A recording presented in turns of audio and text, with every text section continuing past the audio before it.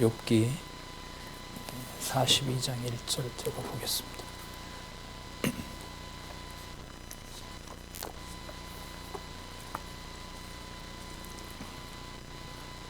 그냥 들으시면 될 것 같습니다.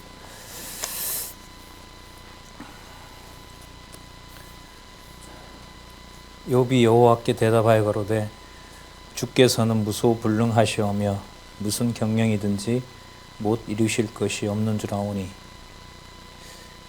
일단 2절까지 읽었습니다. 오늘 종강 1학기 종강이기도 하고요.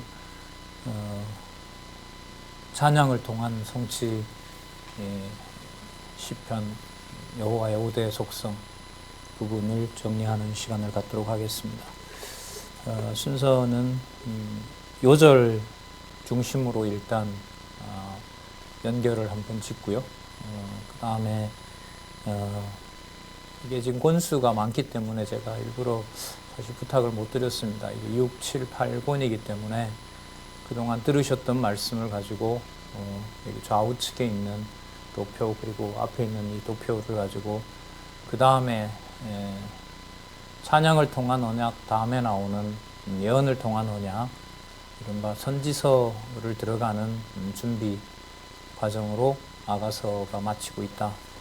여기까지 이제 말씀을 드리도록 그렇게 하겠습니다. 전체 우리가 세 타임인데요.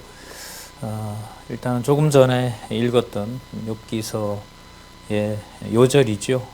특히 2절에 주께서는 무소불능하시오며 이렇게 나옵니다. 이때 주는 바로 여호와를 말씀하시는 거죠. 여호와께서는 무소불능하시오며 전능하시다는 얘기죠. 그래서 이게 요절이 되는 겁니다. 요절이 되는 겁니다. 자, 그런데 그 다음에 보면 무슨 경영이든지 이렇게 나오는데요. 경영하다라는 말이 바로 뭐냐면 창세전에 계획한 대로 이런 뜻입니다. 그러면 욥으로 하여금 이방인이죠, 사실. 그래서 저도 이번에 좀 의미가 좀 있는 게 아닌가 이런 생각이 들긴 했어요. 욥이 그 에돔 사람이잖아요. 제일 나중에 나오는 그 엘리후라는 젊은 친구가 사실 유다지파입니다. 그것도 좀 어떻게 보면 좀 의미가 있는 것 같기도 해요. 좀 이따 좀 말씀을 좀 드려보겠습니다. 이방인 중에서 또 욥의 이 변론으로 보면 모세 율법을 알고 있어요. 그리고 그 욥의 친구들도 그렇고 나중에 그 엘리후를 봐도 그 여호와의 율법, 그러니까 모세의 율법을 근거에 두고 얘기를 합니다. 그 율법에 보면 이게 나오잖아요. 그러니까 계명과 율례와 규례, 법도를 지키지 않으면 하나님께서 그 벌을 주신다는 약속이 나와 있고 또 지키게 되면 복을 준다. 우리 더 정확하게 번역하면 지키게 해서 복을 유지해 가시고요. 그 다음에 지키지 못하도록 해서 징계하신단 말이죠. 또 버릴 자는 버리신다 이런 말씀이잖아요. 그리고 욥이 그 번제를 드린단 말이에요. 아이들이 그 축제를 벌이고 나서 생일잔치를 하고 난 다음에 혹여 범죄했을까 싶어서 번제를 드려요. 그리고 나중에 그 친구들 마지막 엘리후 말고 엘리바스 그 다음에 소발 그 다음에 또 누구였죠? 그 친구들에 대해서 빌닷 그죠? 빌닷 엘리바스 빌닷 그 소발에 대해서 하나님께서 욥이 대신해서 제사장 역할이 되는 거죠. 그러니까 이것도 놀랍잖아요. 벌써 출애굽기, 창세기, 출애굽기, 레위기, 민수기, 신명기서에 보면 그 뭐 욥이라는 이름은 안 나온단 말이에요. 그런데 와서 하는 걸로 보면 율법을 다 알고 있는 자인 거죠. 사실 그 야곱과 에서는 뭐 한 핏줄이잖아요.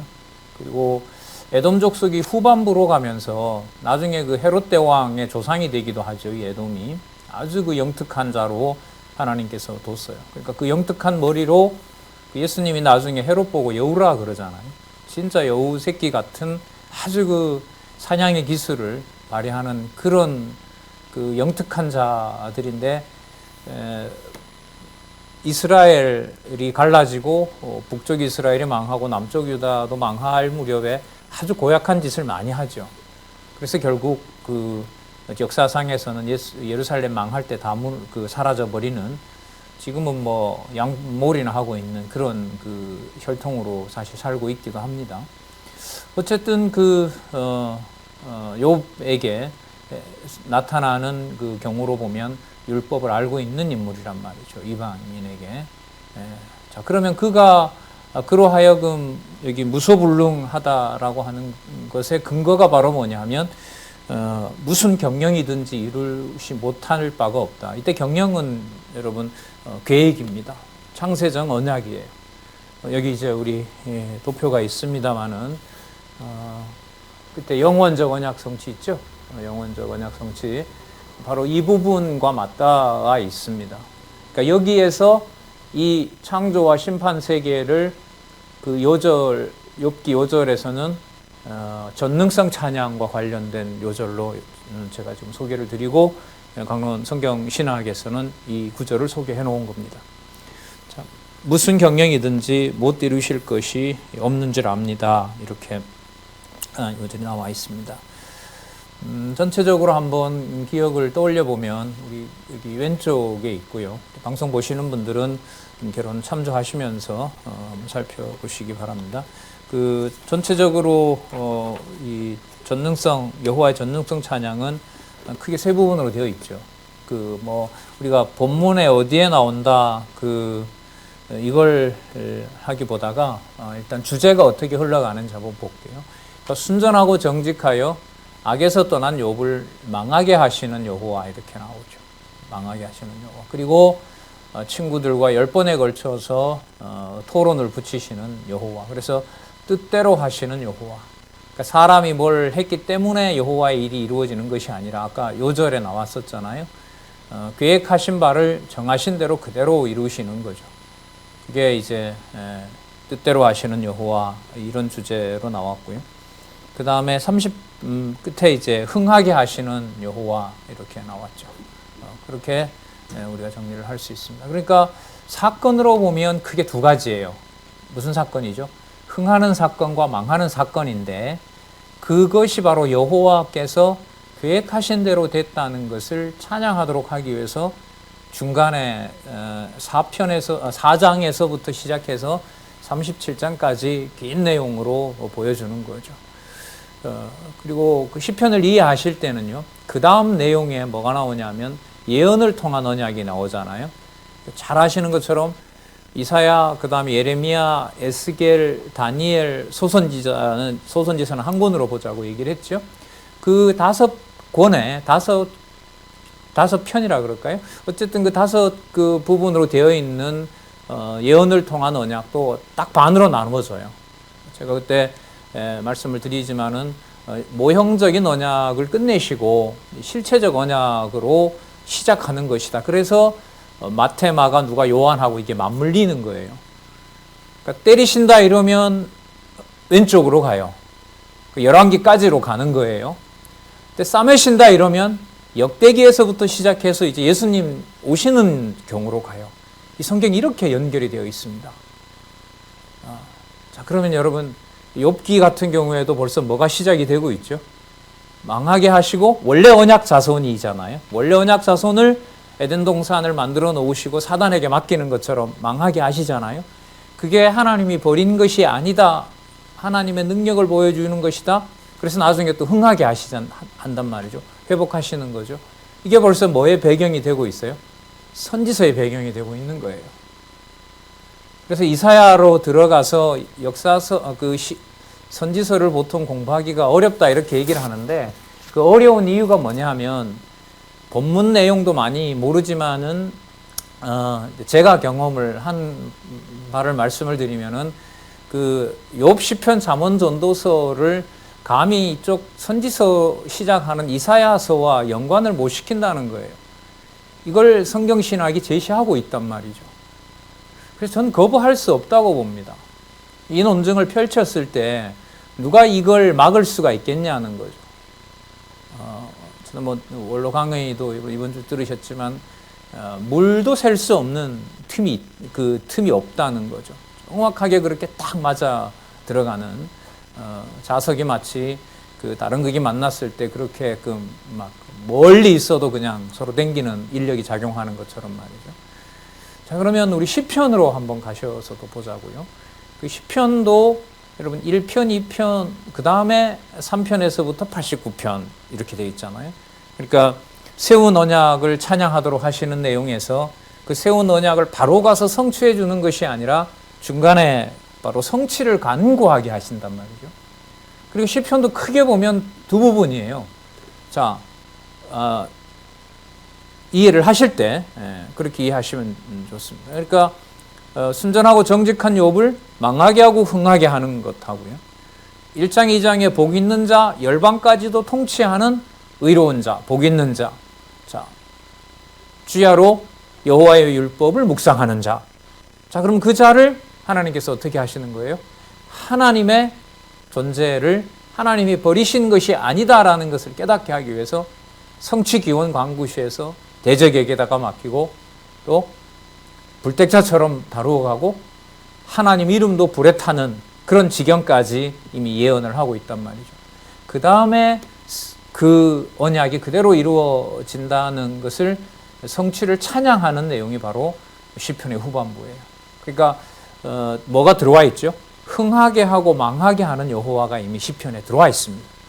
그러니까 시편이 왜 어려우냐 이래 물으면 그 중에 대답 중에 하나가 뭐냐면 욥기가 정리가 안 되니까 욥기를 빼고 시편만 보려니까 이해가 안 되는 거다. 그렇게 얘기를. 그럼 반대로 말하면 욥기를 이해하고 그 모든 내용이 이미 어디에 들어와 있다? 시편에 들어와 있다. 이렇게 봐야 되는 거예요. 그러니까 가면 갈수록 내용은 본문의 어떤 그 비중으로 보면 본문은 꽉 차 들어가는 거고요. 범위로 보면 어디로 올라가는 힘이 강해지는 거죠. 영원 세계로 올라가는 힘이 강해지는 거예요. 이게 이 힘을 받아야 올라가잖아요. 저는 지금도 잊을 수 없는 게 있는데 고등학교 때 이제 주말에 이제 집에 가서 용돈을 받아와요. 그러면 주일날 저녁에 이제 버스에 내려서 가기 전에 이제 용돈이 있으니까 영화관을 이렇게 들려. 이거 들어가면 안 되거든요. 선생님들 나와서 붙잡히면 이제 혼이 나는 건데 그렇게 보고 싶은 거예요. 근데 갔는데 그 나온 광고가 뭐냐 하면 그 한일 자동 펌프 그 선전이었어요. 근데 그 선전에 보면 뭐가 나오냐면 폭포가 필름을 거꾸로 돌리는 거죠. 그러니까 물이 그 위에서 아래로 떨어져야 되는데 밑에서부터 물이 위로 가는, 그래서 그 펌프 선전하는 게 그렇게 기억이 많이 나요. 아, 물이 위에서 아래로 떨어지는 것이 아니라 어떻게 될 수가 있다? 아래에서 위로 그럴 수가 있구나. 그 인상이 지워지지가 않아요. 자, 무슨 뜻이냐 하면 좀 적절한 비유가 되는지 몰라도 망하게 하시고 그 다음에 대적에게 맡기고 하는 그 상황에서 하나님의 존재를 인정할 수가 없어요. 근데 하나님 그걸 섭리해 가시거든요. 그 상황으로 끌어가시면서 하나님께서 욥기에 있는 내용을, 전능성의 그 파워를 시편에다가 공급을 하시는 거예요. 그래서 이게 같이 합쳐지면서 무질서하게 합해지는 게 아니라요. 그 논리적으로 딱 연결이 되면서 어디로 올라가요? 창세전으로 올라가는 거예요. 그럼 이런 얘기는 뭐하고 똑같을까요? 자, 그 다음에 우리 요절은 좀 이따가 찾아보고요. 잠언으로 간단 말이죠. 잠언의 주제가 뭐냐면 여호와의 주권성 찬양이란 말이에요. 그러면 전능성과 신실성을 가지고 뭐가 더 큰 힘을 받아요? 주권성이 힘을 받는 거예요. 주권성이 힘을 받아요. 그 다음에 영원성이 나오고요. 아가서가 나와요. 아가서가 왜 마지막인지에 대해서는 나름대로 지난번에 제가 말씀을 드렸습니다. 시가서의 순서도 바꿔서는 안 된다. 전 이게 성경신학의 주장이라고 생각합니다. 모르겠어요. 누군가가 나와서 바꿔도 된다라는 주장은 열려 있습니다. 어떻게 그런 사람이 나올 수도 있고요. 반박할 수 있는 사람이 나올 수도 있고 하니까. 하지만 오늘 이 시간까지 제가 확인한 바로는 전능성 다음에 신실성, 신실성 다음에 주권성, 주권성 다음에 영원성, 영원성 다음에 자비성, 그리고 예언을 통한 언약 이사야 1장 1절로 간다, 이렇게 묶어가는 것이 맞다고 생각을 합니다. 시편 요절을 그런 의미에서 하나 볼까요? 여러분 잘 아시는 구절인데요. 시편 113편 1절에서부터 3절입니다. 성경 제가 좀 가져오라고 부탁드렸어야 되는데 이렇게 못했네요. 제가 찾아서 읽어보겠습니다. 시편 113편 1절에서부터 3절까지 제가 읽어보겠습니다.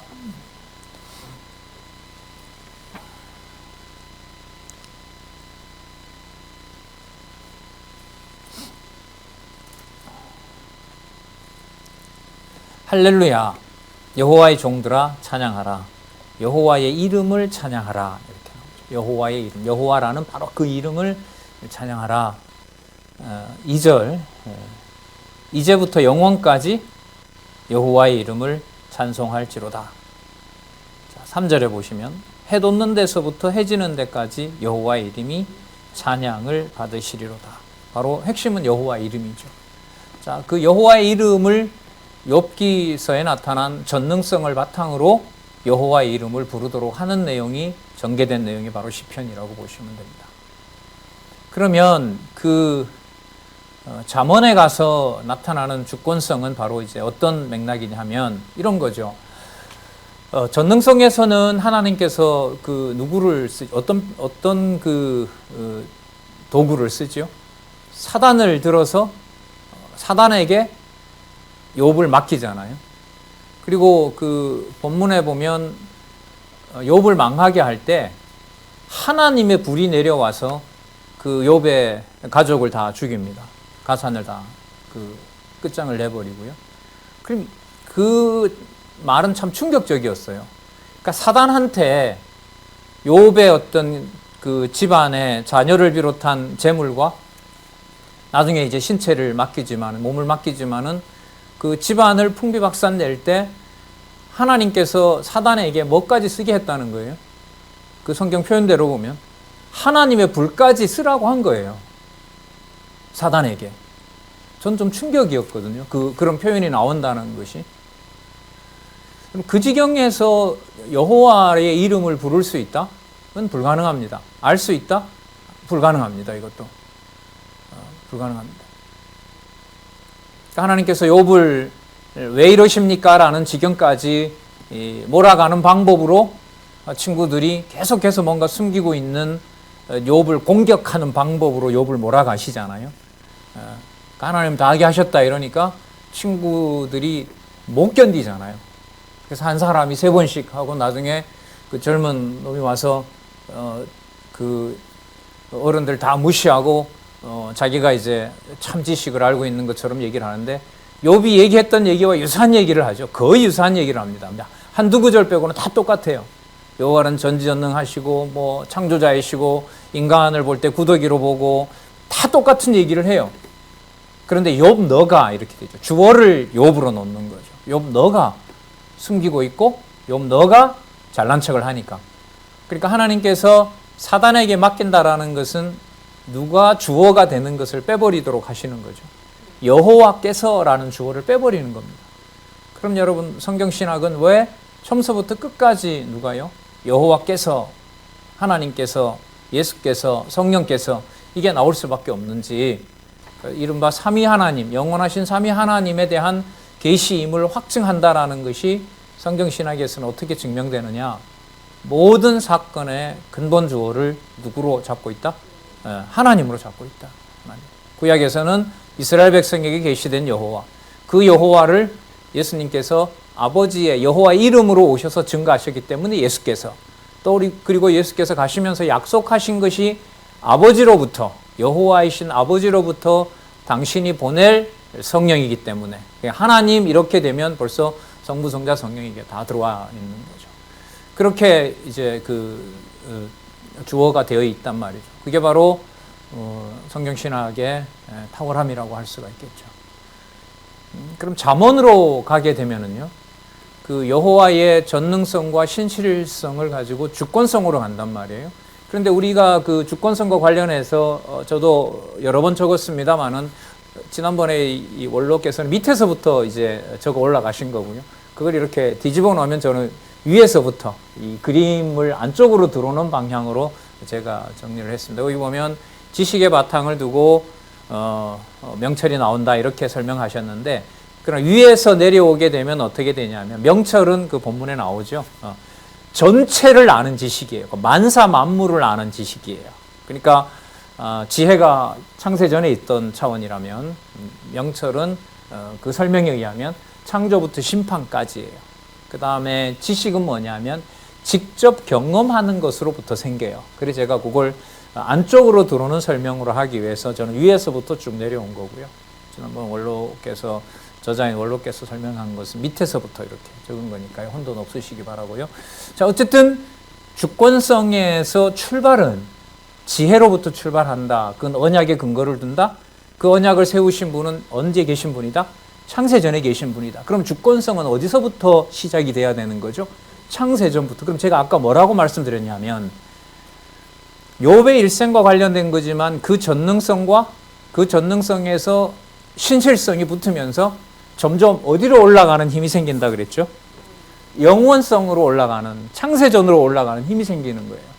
그러니까 수평적으로 여러분 그 성경 강론집을 통해서 공부해 가는 것이 수직적으로 성령께서 하늘에 속한 차원으로 여러분들과 저를 데려다 놓는 거예요. 이런저런 우울한 소식들이 있잖아요, 사실. 우리 코로나도 그렇고, 개인적으로도 그렇고, 또 우리 복지관도 참 하나님께서 인간적으로 복지를 누리게 하시면 좋은데, 이런저런 근년, 한 몇 년 동안 진짜 달이 멀다 하고 계속 그렇게 우리가, 불안해하기도 하고 하잖아요. 번거롭기도 하고 그런 일을 벌이는데, 가만히 생각해 보면 그 시편 3편에서부터 89편이 없었다면 시편 90편에 나타난 태초부터 만물이 계시기 전부터 이게 별 효력이 없어요. 그냥 그런가 보다 해요. 그런데 3편부터 89편까지 대적에게 맡겨서 목숨도 그냥 여지없이 버리게 하고, 이게 진짜 택한 백성인지 복 있는 자인지 그것마저도 사라지게 하고 겨우 기력을 회복해서 성전에 가려고 했더니 성전이 눈앞에서 불에 타버리는 그 황망한 일이 벌어진단 말이죠. 그럼 거기에서 나오는 질문은 하나밖에 없겠죠. 어디 계십니까? 그게 여호와의 존재예요. 어디 계십니까? 이렇게. 어디 계십니까 도대체? 많은 내용들이 있습니다. 좀 이따 이제 부분 또 살펴보도록 할게요. 어디 계십니까? 이랬더니 잠언에 오니까 어디 계신다 그래요? 창세전에 있었지 내가. 그래서 많이 소개해드렸죠. 잠언 8장 22절에서부터 31절까지. 거기에 이스라엘 왕국의 비밀이 있는 거예요. 너무 도식화하는지는 몰라도 시편이 5편인데요. 제가 볼 때는 시편 그야말로 욥 다음에 나오는 시편 후반부하고 잠언이 이제 중간에 있잖아요. 그 다음에 영원성으로 가고 이제 자비성으로 가는데, 이 잠언의 어떤 중간에 위치한 부분에서 상세하게 어디를 설명해줘요? 어디에 있었던 일을 설명해주죠? 창세전에 있었던 얘기를 잠언 8장 22절에서부터 31절에 나오잖아요. 그 부분이 의미가 있다고 저는 생각을 합니다. 왜 의미가 있느냐? 그 이후로부터 나타나는 모든 지혜와 명철과 그 다음에 지식과 근신과 훈계와 모략과 그 모든 내용들의 출처가 상세하게 이미 어디에서? 창세전에 영원적 언약 성취로 여호와께서 누구와? 장차 올 메시아와 이렇게 돼요. 장차 올 메시아와 이미 뭐 해놓았다? 확정해 놓았다는 것을 참 그 영특한 솔로몬에게 알려주는 거예요. 그런 거는 좀 알려주지 말고 좀 나눠주시면 좋은데, 솔로몬은 몰아줘도 너무 몰아준 것 같아요. 엄청 많은 책을 수백 권인지 수천 권인지 모를 정도로 싹 쓰게 하고 다 버려버리고 잠언 전도서 아가서만 딱 남겨놓게 하시는 거죠. 그러니까 그 사람은 뭐와 뭐를 다 경험했어요. 그러니까 그것도 경험했지만 이 지상에서 전무후무하다라는 말은요, 재물을 많이 누렸다 이런 의미가 아니라요, 하고 싶은 생각과 하고 싶은 행동을 다 해본 거예요. 누구의 이름으로? 여호와가 준 분복이라 하고 다 누려본 거예요. 진짜 얄미운 인간이에요. 인간적으로 보면. 부럽죠, 권사님. 예. 전도서 처음에 공부했던 제 느낌은 화가 났다. 헛될 것도 없는데 뭘 헛되다고 하느냐 나는. 이런 반감이 생기면서 시작된 게 전도서 공부였어요. 자, 그러니까 잠언에 오면 어디로 가는 거죠? 그 비밀을 창세전으로 끌어올려 놓고 창세전에 있었던 사실을 가장 선명하게 얘기하는 게 잠언입니다. 그 주권이에요. 그 주권성에서 뭐가 풀리는 거예요? 사단의 문제가 풀리는 거고요. 그 다음에 시편에 나타난 대적의 문제가 풀리는 거예요. 그게 어디에서 확정되어 있는 일이다? 창세전에 확정되어 있는 일이다. 그러니까 세상이 여호와의 이름이 불에 타는 것처럼 세상이 다 불에 타도 뭐는 변함이 없다? 창세전 여호와의 이름은 변함이 없다. 이게 그 중간이 여러분 뭐냐 하면 제가 볼 때는 잠언이에요. 진짜 중요해요. 제가 아가서를 마치고 좀 며칠 또 지방 강의 가서 다른 부분을 보다가 어제 이제 주일날 와서 어제부터 이제 욥기를 봤는데요. 참 100으로 보면 한 90%가 다 이렇게 기억이 안 나는 거예요. 뭔가 어딘가에 감은 있겠지만은요. 그래서 늘 보고 싶다, 늘 봐야 되겠구나 이런 생각이 또 들더라고요. 한 달 방학이 있으니까 공부하셨던 분들은 이사야 들어가기 전에 강론집 제가 뭐 책을 오늘 가져왔습니다만 4권이더라고요. 6, 7, 8, 9 그러니까 다는 아니지만 상당한 페이지고 또 아니면 여러분들 개론 그 요약들 다 가지고 계시니까요. 책도 이미 나와 있고 그 내용들을 중심으로 여러 번 반복하시기 바랍니다.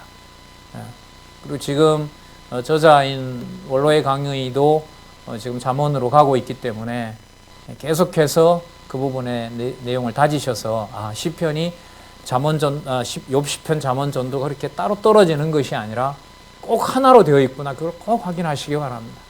마지막 기회다 생각을 하시고요. 네. 자, 어쨌든 잠언이 그렇게 끝납니다. 그런데 여기에서요, 중요한 게 영원 세계에 초점을 맞추어서 보면 창조부터 심판까지 다 없어질 거잖아요, 저게. 없어질 거잖아요. 언약 성취 내용인 자손 땅 통치도 다 없어져 버린단 말이에요. 그리고 그게 여호와의 뜻인지 아닌지 막 찾기 했어요. 근데 그 모든 것들이 영원한 빛에서 보면 뭐라는 거예요? 헛되다는 거예요. 헛된 정도가 아니라 모두 다 해롭게 쓴다는 거예요. 그러니까 재물을 줬는데 열왕기의 그 눈으로 보면 무슨 과정이 되는 거죠? 이탈하는 도구가 되는 거예요. 그 머릿속으로 생각했으니까 수천 권 썼을 거 아니에요, 수백 권을. 그러니까 다 해본 거죠. 솔로몬이라는 인간은. 인간적으로 얘기를 하면. 물질도 진짜 어마어마하게 누려본 거고요. 머릿속에 생각을 글로 표현하는 것도 전무후무한 거고요. 그러나 그 모든 내용들이 잠언에 나타난 창세전 메시아와 언약한 여호와의 영원적 언약 성취 그 차원에서 본다면 아무것도 아니라는 거예요. 이 말은 무슨 뜻이냐면요. 창조부터 심판 세계까지에 있는 공을 세운다고 해서 저걸 바벨탑처럼 쌓아간다고 해서 구름으로 올라가는 것처럼 보이지만 올라갈 수 있다 없다? 올라갈 수 없다는 거예요.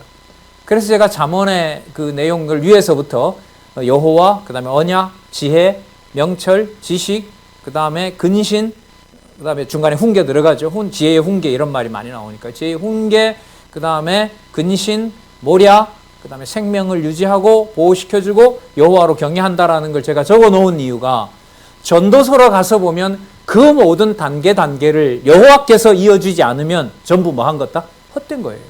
헛된 거예요.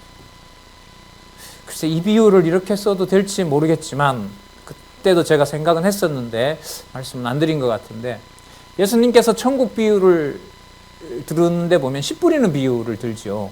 그죠? 예. 근데 거기 보시면 뭐라고 하냐면 씨를 뿌렸는데 오자마자 마귀가 가져가 버린다 그래요. 새가 물어간다. 마귀가 채간다는 거죠. 그 다음에 뿌렸는데 좀 자라요. 그런데 위에 막 가시덩쿨이 맡고 있는 거죠. 거기서 그냥 좌절되는 거예요. 그 다음엔 이 자라는 상황을 어떤 그 가시나 이런 자연 만물에 비유하는 게 아니라요. 어디로 넘어와 버려? 세상으로 넘어와 버려요. 세상 염려와 재리의 욕심이 가지고 있는 것은 온전하고 다 자랐는데 그것 때문에 덮어버리게 되는 거예요. 덮어버리게 돼요. 여러분 이 차원에서 보면 솔로몬의 헛되다라고 하는 건 바로 뭐냐면 모든 것을 여호와의 이름으로 했을 거 아니에요. 예? 자기가 머리가 좋잖아요. 솔로몬이. 그리고 많은 걸 해놨어요. 많은 왕들이 와서 찬송을 합니다. 그런데 성경에 보면 이걸 무슨 바알신이 줬다고 하진 않는단 말이에요. 그 솔로몬이. 누가 줬다고 했을까요? 여호와께서 줬다고 하고 여호와를 소개하고 여호와의 지혜를 들으려고 오고 그 눈에 보이는 100% 그는 팩트고 사실인 거예요. 그러나 전도서에 가면 그 모든 과정들이 아무리 여호와의 이름으로 전도를 하고 알려줬지만 그게 바로 어떤 일들이다? 헛된 일이다. 해로운 일이다. 그게. 그 말은 아무리 지상에 있는 공을 붙인다 하더라도 어디에 도달하는 건 아니다. 영원한 세계에 도달하는 것은 아니다. 그러나 자, 반대로요. 영원한 세계에 속한 생명의 말씀이 공급이 되면 하찮은 것 하나라도 천명 여자는 쓸데없더라도 별 볼 일 없는 술람미와 더불어 살아가는 것이 하나님이 인생에게 준 더할 수도 없고 덜할 수도 없는 복이다. 여러분 지금 일어나는 일을 여호와께서 하신다라고 말만 하면 믿어져요? 믿어지게 해주셔야 돼요? 믿어지게 해주셔야 돼요. 그 믿어지게 해주시는 과정이 뭐냐면 전도서 요절에 가서 보면 나중에 좀 찾아보겠습니다. 전도서 요절에 가면 여호와를 경외케 하기 위함이라 그럽니다. 어떻게 해서요? 내일 일을 모르게 해서. 내일 일을 모르게 해서. 국정원과 관련된 좀 부정적인 소식을 제가 어제 오후에 들었어요. 또 심란하더라고요. 성경을 펴놓고 갈 때도 있고 끊어질 때도 있고 그때 또 마침 이 내용이 이 잠언 전도서 내용이고 그러면서 이거구나. 이게 산다는 것의 증거가 바로 이거구나. 이런 생각을 또 이제 하게 됐습니다. 그 다음에 연결이 되면 모든 단계를 여호와께서 이어주지 않으면 다 해로운 것으로 끝나는 거죠. 해롭다는 걸 제가 강조하는 이유가 뭐냐면 여호와의 이름으로 했는데 그게 여호와께서 솔로몬의 경우처럼 보호하는 게 아니라 뭘 시켜버리는 거예요? 이탈시켜버린다는 거예요. 유대인들 보세요. 그렇게 2000년을 불러왔는데 정작 유대인 기다리던 메시아가 왔는데 받아들이도록 해요? 배척하게 해요? 배척하는 정도가 아니라 죽이도록 해버리잖아요. 무서운 거예요. 그런 의미에서 해로운 거죠. 그러니까 우리가 공부를 많이 하게 하면 할수록 안타까움은 하지 않은 경우보다 더 안타까워지는 거예요. 뭐가 안타까우냐? 이제 나이가 들어서 생각이 안 나서 이게 아니에요. 모든 일을 생각이 나든 안 나든 여호와의 이름으로 하면서 살아가는데 그 여호와의 이름을 부를 수 있는 동력이 나로부터 나올 여지가 있다 없다? 아무것도 없다는 거예요. 여기에 사무쳐버리면 여러분 허무주의가 돼요. 가끔 저한테 따지는 말도 많이 들었습니다만 배워서 뭔 소용이 있느냐. 진짜 전도서를 한 방에 날리는 뒤집어 엎어버리는 얘기이기도 하죠. 근데 잘못된 건 뭐죠? 주어가 네가 배워서 네가 그렇게 하면 네에게 뭔 소용이 있느냐. 아무런 상관이 없어요. 뭐하고? 여호와 계시라는 말과 아무런 상관이 없어요. 그 말이. 그렇게 되면. 싸워야 될 말인 거죠. 그 말은. 내 머릿속에 여호와 중심의 계시 지식과 그쪽으로 세속주의로 넘어가느냐라는 것과 전투를 해야 되는 상황인 겁니다. 자, 그런데 그런 상황에 가서 보면 하늘의 지혜를 본 솔로몬에게 별 볼 일 없이 보이는 술람미 여인은 1000명의 처첩보다가 귀한 자죠. 귀한 자고 신랑이 가지고 있는 신랑과 맺었던 조건 없는 사랑의 언약에 대해서 오직 유일하게 그걸 받기에 적합한 자가 되는 거죠. 그러니까 다 버려지고 다 몸이 망가졌으나 다음에 또 찾아보겠습니다만은 그 망가진 몸으로도 좌절과 절망을 한다 안 한다? 절대로 하지 않게 되는 거죠. 하지 않게 됩니다. 그래서 영원성 다음에 아무리 사소한 것 하나라도 두렙 돈을 낸 과부의 그 구리동전이라 하더라도, 철동전이라 하더라도 그것이 하나님 나라에 속한 거라면 하나님의 사랑, 솔로몬의 술람미 사랑이 이제 형제 사랑이고 이웃 사랑이라면 동시에 그게 무슨 사랑이 되는 거죠? 하나님 사랑이 되는 거죠. 율법의 제일 되는 계명, 사랑에서 온전한 것이 다 이루어진다라고 얘기를 하잖아요. 하나님을 마음과 목숨과 뜻을 다하여 정성을 다하여 사랑하라. 그리고 내 이웃을 내 몸과 같이 사랑하라고 하신 최고 큰 계명이 여러분 어디에서 완성이 돼요? 아가서에서 완성이 되는 거예요. 그러니까 잠언 다음에 그 잠언의 화려한 지혜를 연결시키는 고리를 여호와께서 붙여주지 않으면 무익한 일이 된다는 것이 전도서 앞부분이었다면, 후반부는 그 모든 과정에 여호와 하나님께서 이 백성에게 적합한 게 무엇인지, 해로운 게 무엇인지를 당신이 갈라내요. 그래서 전도서 후반부 마지막 절에 보면 뭐라고 얘기를 하시죠? 심판하신다고 얘기를 하는 거예요. 심판을 해주지 않으면, 제대로 심판을 안 하면 천명에 화려하게 화장하고 솔로몬을 유혹하기 위해서 향내를 풍기면서 솔로몬을 유혹하는 그 첩첩에, 그리고 뒤에는 이방신을 갖다 놓고 기회를 노리면서 언제나 솔로몬에게 내가 가지고 온 우상으로 산당을 만들어야겠다고 계획하는 그 사악한 여자의 그 유혹이 기다리고 있는 거죠. 여호와께서 잡아주지 않으면. 그런데 여호와께서 지혜를 주시면 아무 별 볼 일 없는 그 여자가 바로 그 지혜로운 왕 솔로몬과 창세전 분복을 누릴 바로 여자라는 겁니다. 그 여인이 바로 누구였느냐? 잠언에서 얘기할 때 그게 바로 자기 어머니 밧세바였고, 그 밧세바를 하나님께서 다른 어떤 여인이 아니라 바로 아버지 다윗에게 하나님이 보낸 여자다. 이렇게 얘기하면서 그게 바로 뭐가 되죠? 택한 백성이 되는 거예요. 그럼 그러면 이사야로 넘어가서 등장할, 이사야에 가서 등장할 3대 언약, 자손 땅 통치 언약에서 그 자손은 유대인의 범위 속에 갇힐까요? 반드시 넘어설까요? 반드시 넘어서요. 그 반드시 넘어서는 내용을 우리는 역대기, 에스라, 느헤미야, 에스더에서 배웠잖아요. 그러면 여기서 이제 역대기, 에스라, 느헤미야, 에스더의 127도에 있는 이방인을 포함한 페르시아 제국 시대죠. 고레스가 첫 왕이었던 그 제국이 바로 장차 올 메시아께서 통치하실 나라, 국적과 인종을 초월하여